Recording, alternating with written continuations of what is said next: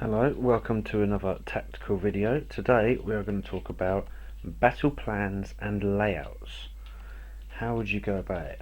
Now, this is only a 4x4 board, so it's only a small battlefield, but it should still get the same gist of it. Right, first off, whenever I play battle, I prefer to try and force the opponent to lay out their forces first, because then I can lay out mine wherever I prefer them to be most effective. So now, taking my son's Space Marines, going by what he's got, Land Raider, I say force them to go first. They're going to pick this half because it's got more cover from the buildings. So first off, this is a big open space, so I would plant my Land Raider right there, get plenty of line of sight, plenty of clearing, a nice high powered tank. My Annihilator I'd also want in the clearing. I'd want to open that clearing there right into the enemy's lines, because you've also got a clearing through the building there, and you've got line of sight down there. So I would put that about there, enough field of view. Now his dreadnought, I would want to keep it in cover, keep it hidden. Razorback, same again, keep it hidden, keep it behind there so it can zoom out. Rhino, maybe the same, keep it hidden, let it move out and take objectives when he needs it. The Devastator squad, so I'd leave all the rest off apart from the Devastator squad. Now, being the only building that's tall enough to hold them all, the Devastator squad I would place right here, getting a good field of view. Cover as much of the battlefield as possible with their high powered weapons, but stay in cover because, well, it's an easy unit to pick off for first blood. Right, I'd leave the Assault Marines off, little 5-man squad, they can get picked off really easy. The Terminators I would personally deep strike, the other Terminators would be in the Land Raider, Sky Talon wouldn't come on in reserve, and then the 2 tactical squads would be in the Razorback and Rhino. So that is how I would lay out the Space Marines. Now, going into the tactical side for the Guard. Now, going from this side, you look at what you've got. You've got a high powered tank over there that can move up really quick, and then you've got units over there which can be taken out but are hidden in cover. So, going by basics, let's say, obviously point value I'm not going to do exact here, I'm just going to do the basics just so you can catch the gist of the ideas.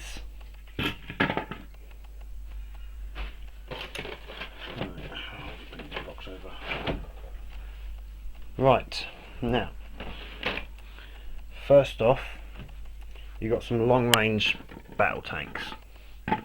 Now, they've got armour front 14. That's good, they can withstand quite a bit of punishment. Obviously, with plenty of las cannons firing down. So personally, I would stick these up front like that, so they get the front armour 14 to fight against, but they also get cover from the bushes. Now, second, I would place an objective there in front of the building, and I would hide my demolishers like that. Sorry, bad lighting, really bad lighting, but yeah. Okay, I don't know what's going on with the lighting here. I don't think it's the lighting, I think it's the camera. Okay, I'll just move the building so you see. Right, so they're hidden behind the building, and then he's got a field of view over that objective. So if they go for the objective, you got a strength 10 cannon, AP1, pop them to death, and then you've got another one covering this alley.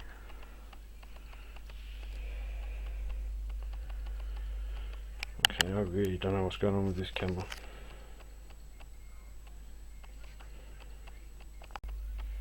Okay, sorry about that. I had to play about the camera for a little bit. Right, anyway, so you've got 2 battle tanks in the middle, 2 demolishers covering the objective and the alleyway. Now, personally, I would hide mortars behind the forest, well far back from anything. You're going to be worrying about deep striking. So I put the Aegis defence line in a cove around here and put an objective behind it, because then you can put your las cannons behind the Aegis defence line with a good field of view. So you've got Land Raider over there, Nile over there, and you can just about see the Devastator squad. There are 2 las cannon teams, or some infantry. I put another squad of infantry inside the trees. If I can reach, if it's far enough back, I'd put a unit in the building, and then the rest of my infantry, I would bubble wrap these 2 tanks, because these are bait tanks.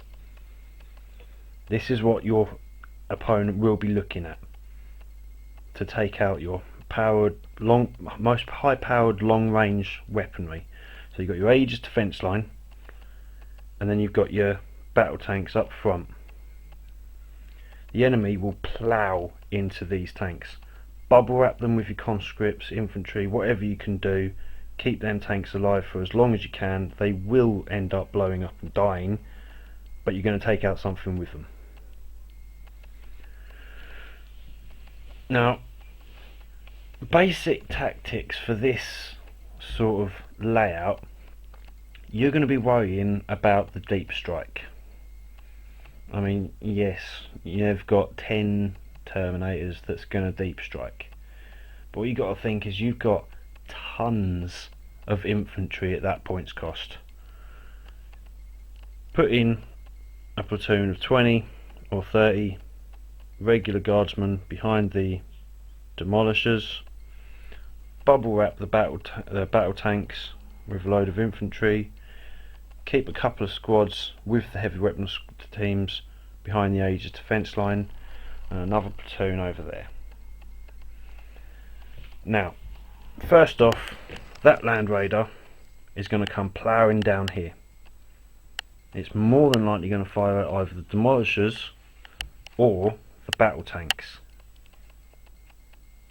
Now, if I was in charge of the Land Raider, I would fire at demolishers, but you're still bringing them a trap, because now your demolisher can fire at it, and your battle tank, and your heavy weapons teams, and you've got infantry that can swoop round, take the objective, and still fire at them, because you can't win games if you don't take objectives. Now, the next problem is if you're running a pure guard list with obviously mostly infantry, them Devastators, they will be a problem, especially with the plasma cannons.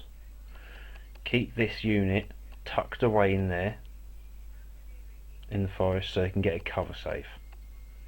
It doesn't strip cover saves, but you go to ground, they will last. And because of that building in front, they can't see a whole lot. I mean, you have to push forward until they can see you. They can see that unit there. That's another bait. Now, yes, no one likes to make something bait. They'd just rather blow up the enemy. Yeah, just charge forward and kill. Doesn't work like that. Now, what I tend to do, and obviously everyone is different, I will try and put myself on the ground. I would try and be one of the models that I'm fighting with, and I would try and think, how the hell would I destroy all of that, capture the objectives, or get to a certain point on the field that my platoon commanders told me that I need to get to, or my general. Now, split your mind up into platoons. You are the platoon commander of that platoon, the platoon commander of that platoon. You are all the platoon commanders. Each platoon will be run in general by the company commander, but as soon as you put your mind into platoon commander thinking, you're bringing in extra tactics that you wouldn't have thought of as standing above like this, going, right, I'll just move all that lot over there, all that lot over there, and then hold ground. No, you've lost a lot of tactics by thinking like that. Put yourself down on the ground with the troops. So let's put ourselves down with this little group. Now, get down, get dirty. You're stuck in this. You've got enemy up there shooting away at you. What would you do as a platoon commander? Now, say you've got a squad of 20 guys gone to ground, hiding behind the bush, taking the fire, just holding the time. What else have you got in your squad? So you've got 20 men and you've got an extra squad of 10. What would you do as a platoon commander with that extra squad of 10 men? Charge them up to the building, better cover, and you get to fire at them at close range. A lot more shots. Then all of a sudden their focus, the Devastator's focus, will be on that squad because they're too close and they're starting to cause casualties. So while they're focusing on that, this squad can then push forward and start causing even more problems. You see what I mean? And then you go over to this side, completely different tactics. You now have armour that you've got to protect and that are protecting you. So the armour, their obvious job at the moment is hold this line right here and fire out as much shots as they can and hold the objective right there. So putting yourself down on the ground in the tank commander, you've been told by your company commander, if they get past that point, then we're history. So you hold that ground. As a platoon behind it, put yourself down in their shoes again. And say you've got again 30 men. How would you deal with this threat?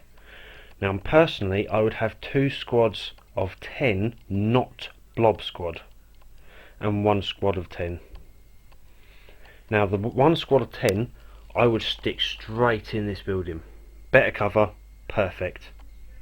The other 2 squads I would mix up so they get a 5+ cover save from each other and march them down this corridor.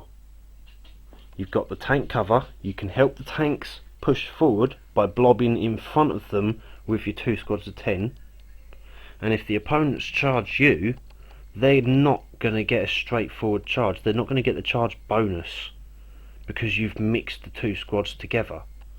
They're not a blob squad, but they've still got to fight through it, so they lose that +1 charge bonus. Right, and then you put yourself in the centre. I know this is a long way of going over tactics and that, and you've got to think of this all in microseconds while you're setting up, but once you've got the gist of putting yourself down in the head of the platoon commander, not the regimental commander, you should be able to get some decent tactics from each platoon. The company commander, so over the overhead view, will say, right, I want that big force over there, that big force over there. You just send them run down, they're going to get mowed down. Put your head in the platoon commander's head. You've got to start thinking down.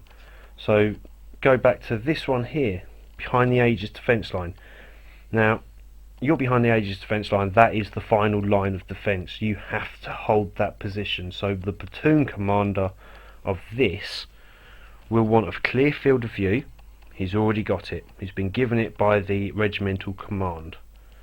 But then he's also going to want to guard these tanks which are out front. So, you've got infantry around.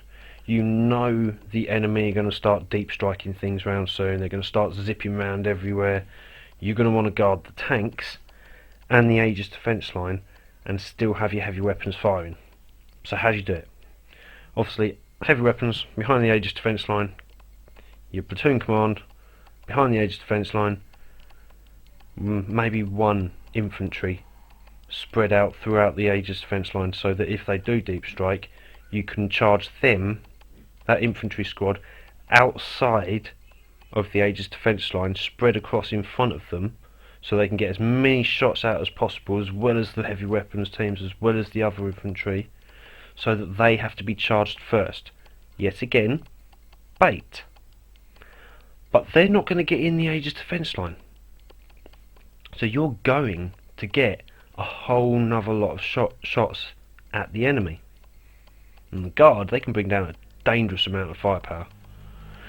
But then as a platoon commander for the heavy weapons teams, your next priority is guarding the tanks. So you send another squad, just 10 men, that's all you've got, out behind the tanks. Yes, not in front of them.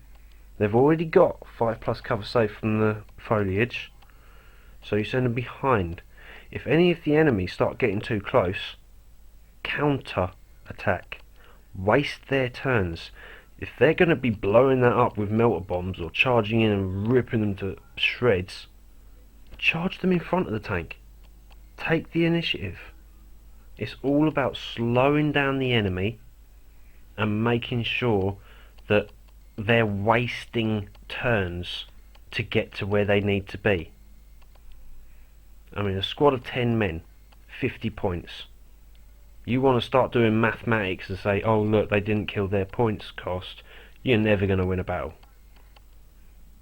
I mean, I've taken in loads.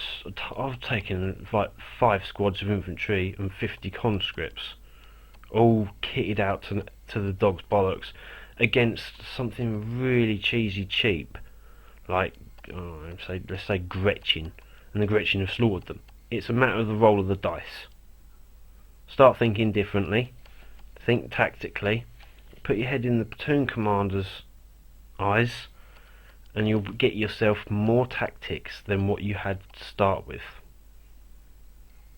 Alright, I hope this video helps you with creating your own tactics on the battlefield. And don't forget, carry on messaging Aceface, fill his comments up, like and subscribe to him, the same with Commissar Warwick. Take it easy. Sorry about the bad video, but good gaming.